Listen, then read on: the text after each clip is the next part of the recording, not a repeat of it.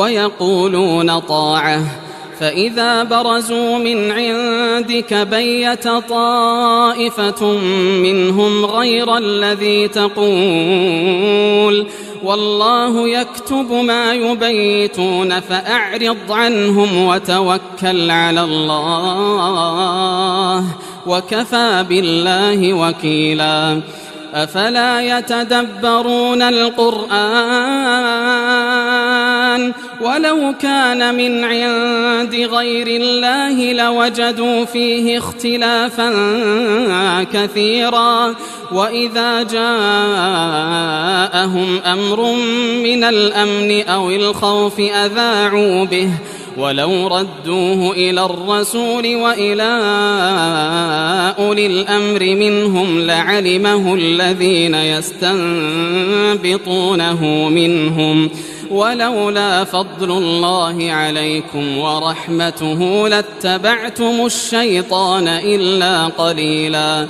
فقاتل في سبيل الله لا تكلف إلا نفسك وحرض المؤمنين عسى الله أن يكف بأس الذين كفروا والله أشد بأسا وأشد تنكيلا.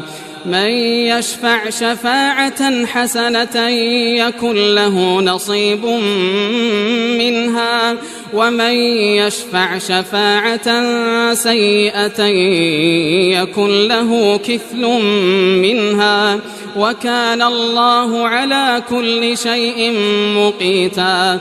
وإذا حييتم بتحية فحيوا بأحسن منها أو ردوها إن الله كان على كل شيء حسيبا. الله لا إله إلا هو ليجمعنكم إلى يوم القيامة لا ريب فيه ومن أصدق من الله حديثا. فما لكم في المنافقين فئتين والله أركسهم بما كسبوا أتريدون أن تهدوا من أضل الله ومن يضلل الله فلن تجد له سبيلا. ودوا لو تكفرون كما كفروا فتكونون سواء فلا تتخذوا منهم أولياء حتى يهاجروا في سبيل الله فإن تولوا فخذوهم واقتلوهم حيث وجدتموهم ولا تتخذوا منهم وليا ولا نصيرا إلا الذين يصلون إلى قوم بينكم وبينهم ميثاق أو جاءوكم حصرت صدورهم أن يقاتلوكم أو يقاتلوا قومهم ولو شاء